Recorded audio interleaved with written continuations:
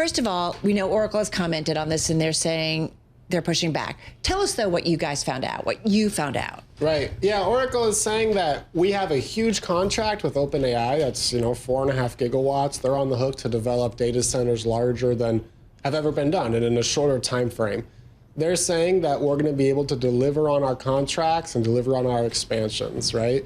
What we reported today is that it's hard to build data centers. They're already seeing some delays, right? Yeah. And we're seeing this across the industry, that companies that are very good at software are getting involved in this business of standing up big data centers, but finding that there are some physical issues, right? You can't find enough labor. You can't find enough electricians in Texas. You can't find enough electrical infrastructure. So what we're seeing is that the company is on the hook to do some very big things with infrastructure. And it's, going to be maybe a little tougher than it seemed at first. So it has nothing to do with demand or changes in demand. It has all to do with supply and challenges with all the supply that you talked about. By all metrics today, demand is insatiable, right? I mean, if you went to OpenAI and said, hey, we have 100 of the largest data centers and we'll sell them to you right now, they'll probably sign the paper, right? So today, the demand for AI compute is through the roof. What a lot of folks on Wall Street are getting a little more anxious about is that in the long term, how much does this stick around, you know? So let's broaden this conversation out a little bit, because you have a big takeout today, just crossed for Bloomberg Businessweek. It's written along with Drake Bennett, and it dives into a question that Carol and I have really been talking about for, gosh, I think probably 3 months at this point. At least, since that last Oracle earnings report. You can't forget it. Yeah, you can't forget that one. Yeah. And that's why Oracle has turned into this poster child for whatever some investors are calling could be some sort of bubble with AI. Why is Oracle in that position? To put it simply, because they're so levered.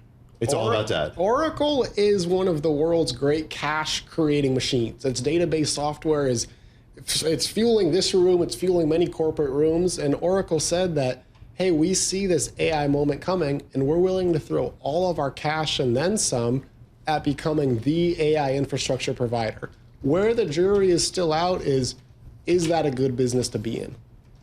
So, when we talk about AI, the spend, for such a long time, Brody, it was about NVIDIA and their chips. Yep. Where is Oracle exactly? Like, what is it that they are providing and what they are doing? Yep, good question. So they buy a ton of NVIDIA chips, rent out some data centers, put the two together, and then sell that capacity to somebody like OpenAI.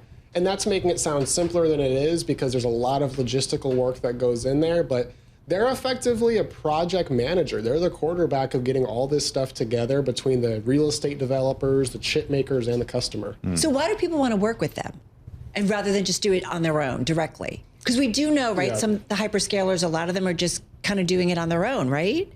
Or are they not? Well, Oracle is effectively trying to become a hyperscaler. They're trying to become, Microsoft built its own AI and they build the data centers. Oracle has kind of emerged as a specialty player for AI infra.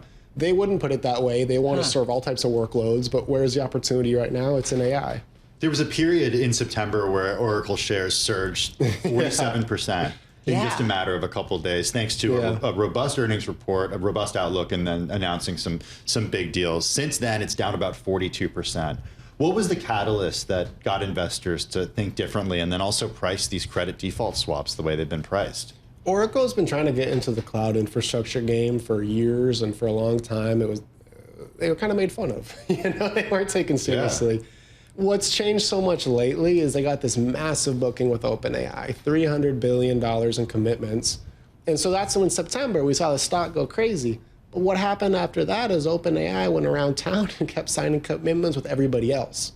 And it led investors to say, okay, can they actually pay these bills? What is a commitment? What does that mean? A commitment that's what investors were questioning. Well, if OpenAI is making all these commitments, can they actually follow through? Can they actually follow through with these commitments? Is Oracle going to get the $300 billion, or is